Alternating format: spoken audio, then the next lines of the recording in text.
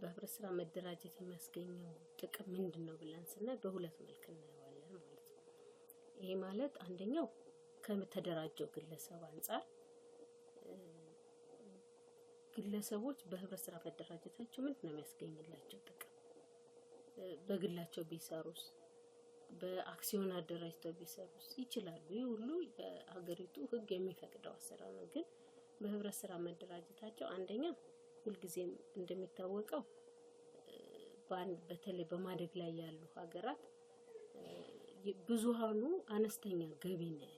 ያ አነስተኛ ገቢ ደግሞ ብቻውን የሰውን ህይወት የሚለውጥ ከቀን ተቀን ኮንሰምሽን ያለፈ የሰው ልጅ ህይወት የሚቀይር ኢንካም አይደለም። ያ ደግሞ በጋራ ቢመጣ የተሻለ ችግርን ይፈታል፣ የተሻለ ኢኮኖሚ ለውጥ ያመጣል። ስለዚህ ለተደራጁለት ዓላማ ለምሳሌ ኢኮኖሚ ችግር ለመፍታት ከሆነ የተደራጁት ያንን የኢኮኖሚ ችግር ተመሳሳይ ችግር ካለባቸው ግለሰቦች ጋር አንድ ላይ የተሰባሰበ ሀብት እውቀት የግለሰቦችን ችግር ይፈታል ማለት ነው። ስለዚህ ዓላማ አድርገው የተቋቋሙበትን ችግር መፍታት ይችላል ማለት ነው።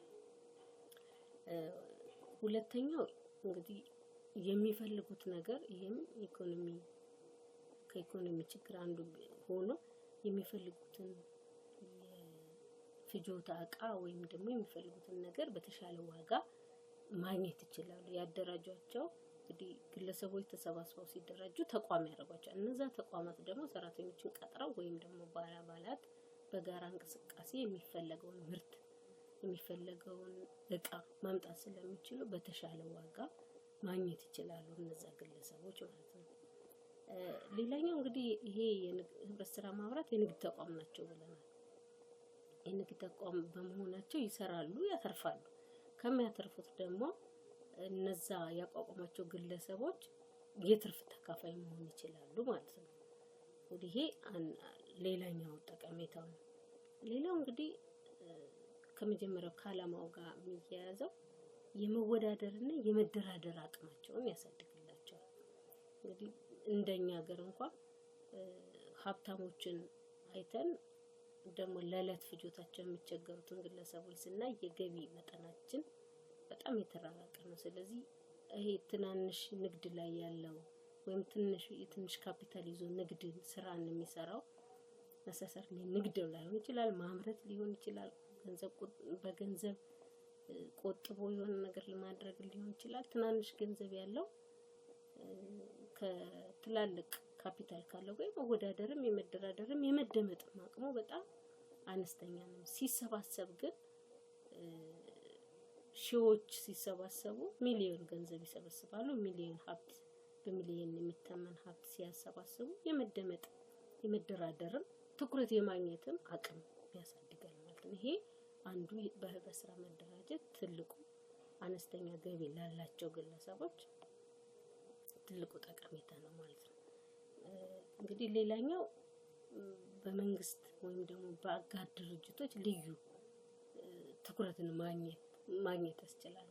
የተደራጀን አካል ብዙ አካል ይፈልገዋል። የተደራጀን ማህበረሰብ መንግስት ይፈልገዋል፣ አጋር ድርጅቶች ይፈልጋሉ፣ ሌሎችም ከዛ አካል ከተደራጀው አካል ጋር መስራት የሚፈልጉ ሁሉ ይፈልጉታል ማለት ነው። በዚህ ምክንያት ማበረታቻዎች፣ ጥቅሞችን ማግኘት ይቻላል ማለት ነው። እንግዲህ የኢትዮጵያ ህግ በሚፈቅደው ተደራጅቶ ምን ጥቅም ያስገኛል የሚለው በሌሎች ለምሳሌ የህብረት ስራ ህግ ምን አይነት ጥቅም ሰጥቷል፣ ከኢንቨስትመንት አንፃር ምን አይነት ጥቅም አለ ለህብረት ስራ ማህበራት፣ አጠቃላይ ከግብርና ፖሊሲ ጋር ከኢንዱስትሪ ፖሊሲ ጋር ምን አይነት ጥቅም አለ የሚለውን እንደው በየክፍሉ የምናየው ቢሆንም ግን በአጠቃላይ በመንግስት ልዩ የሚሰጡ ለህብረት ስራ ማህበራት ጥቅሞች አሉ። እነዚህን ማግኘት ይችላል ማለት ነው።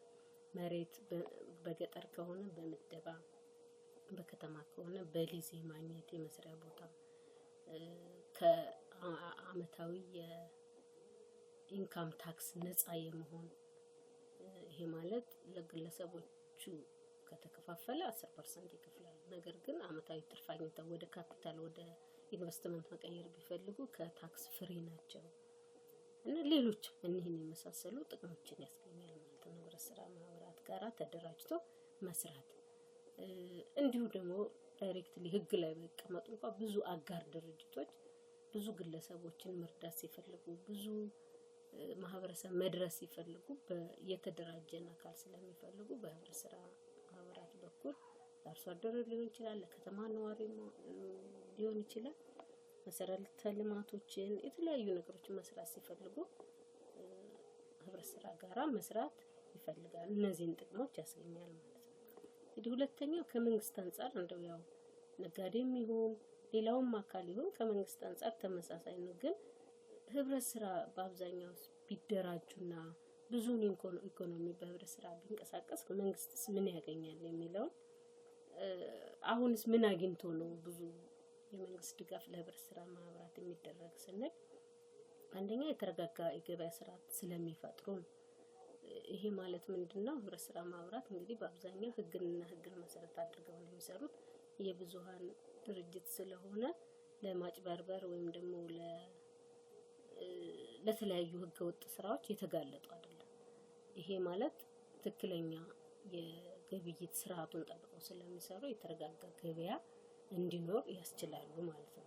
እንግዲህ በብዙ ነገር መተንተን ይችላል። የተረጋጋ ገበያ ስርዓት እንዲኖር ህብረት ስራ ማህበራት እንዴት ያደርጋሉ የሚለው ግን በአጠቃላይ ይሄን ያደርጋሉ። ሁለተኛው ነገር ፍትሃዊ ሀብት ክፍፍል እንዲኖር ያደርጋሉ። ከመንግስት አንፃር አሁን የተወሰኑት ሀብታም የሆኑ ብዙሃኑ ድሃ የሆነ የሚሄድበት የካፒታሊስት ስርዓት ባለበት የኢኮኖሚ ስርዓት ውስጥ ህብረት ስራ ማህበራት መኖራቸው የሀብት ክፍፍል ጤናማ እንዲሆን ቢያንስ ተቀራራቢ እንዲሆን ያደርጋል ማለት ነው። እንግዲህ እንደው ለምሳሌ ያህል አንድ በሚሊዮን የሚያንቀሳቅስ ወይም በሚሊዮን የሚያተርፍ አንድ በግለሰብ ደረጃ ያለ ነጋዴና በሺዎች በ10 ሺዎች የሚቆጠር አርሶ አደር የከተማ ነዋሪ የያዙ ህብረት ስራ ማህበራት እኩል ተመሳሳይ የንግድ እንቅስቃሴ ላይ ቢሰማሩ ተመሳሳይ ካፒታል ተመሳሳይ ተቀራራቢ ትርፍ ቢያተርፉ ያ ትርፍ በነጋዴው በኩል ለአንድና ለሁለት ሰዎች ነው የሚሄደው። ወደ ህብረት ስራ ስናመጣው ደግሞ ለሺዎች ለ10 ሺዎች ነው የሚካፈል። ስለዚህ ሀብት ለብዙዎች እንዲደርስ በህብረት ስራ ሲሰራ ያደርጋል ማለት ይሄ ማለት የተቀራረበ እድገት ግለሰቦች ዜጎች የተቀራረበ እድገትና የኢኮኖሚ ሁኔታ እንዲኖራቸው ያስችላል ማለት ነው። ይሄ ፍትሃዊ ሀብት ክፍፍል እንዲኖር ለመንግስትም በተለይ መካከለኛ ገቢና አነስተኛ ገቢ ያላቸው ወደ ተሻለ እንዲመጡ ለማስቻል ፍቱን መድኃኒት ናቸው ማለት ነው ህብረት ስራ ማህበራት። ሌላው እንግዲህ በየአካባቢያቸው ሲሰሩ አነስተኛ ገቢ ያላቸው መካከለኛ ገቢ ያላቸው ተደራጅተው አቅም ፈጥረው ስራ ሲሰሩ ዘላቂ አካባቢ ልማት እንዲኖር ያደርጋሉ። የኢኮኖሚ እድገት እንዲኖር የስራ እድል በመፍጠር በአጠቃላይ ኢኮኖሚው ላይ ትልቅ ጉልህ ሚና ይኖራቸዋል ማለት ነው። ይሄ ማለት ህብረት ስራ ማህበራት ብቻ ናቸው ንግዱ ላይ የሚንቀሳቀሱ ወይም ደግሞ ኢኮኖሚው ላይ የሚንቀሳቀሱ ማለት ሳይሆን እነሱ በበዙ ቁጥር የተሻለ ለዜጎች ተመጣጣኝ የሆነ ገቢ የኑሮ ሁኔታ እንዲስተካከል ያደርጋል ማለት ነው። የሀብት ክፍፍል ጤነኛ እንዲሆን ያደርገዋል ማለት ነው። እንግዲህ እነዚህን ሌሎችም አሉ ብዙ መተንተን ብዙ መባል ይችላል። የሌሎቹ ብዙ አገር ጥሩ ተሞክሮ ስላለ ብዙ ማየት ይቻላል ማለት ነው። እንግዲህ ከህብረት ስራ መደራጀት ምን የተለየ ጥቅም ያስገኛል ለሚለው ጥያቄ እነዚህንና መሰል ነገሮችን ያስገኛል። እንግዲህ በህብረት ስራ አዋጅ 985 2009 ላይ ያሉ መንግስት ለህብረት ስራ የሰጣቸው እድሎች ሌላ በኢንቨስትመንት አዋጅ የተሰጣቸው እድሎች የተዘረዘሩ አሉ። እንግዲህ እንደ አንድ የንግድ ተቋም ታይተው ነው የሚሰራው። አሁን በኢትዮጵያ የንግድ ህግ መሰረት ህብረት ስራ እንደ አንድ ነጋዴ ሳይባሉ ግን ንግድን የሚያንቀሳቅሱ ተቋም ናቸው ማለት ነው። እንግዲህ የሚሰጣቸው በህጋዊ በሆነ ተቋም የሚሰጣቸው የንግድ ስራን እንዲሰሩ የራሳቸው ሰርቲፊኬት አላቸው። በዛ ማንኛውንም በተደራጁበት ዓላማ መልክ መስራት ይችላሉ። ይህን እየሰሩ እነዚህን ከግለሰብም ከመንግስት አንፃርም ጥቅሞችን ያስገኛሉ ማለት ነው። እንግዲህ ለዛሬ በዚህ ይበቃናል።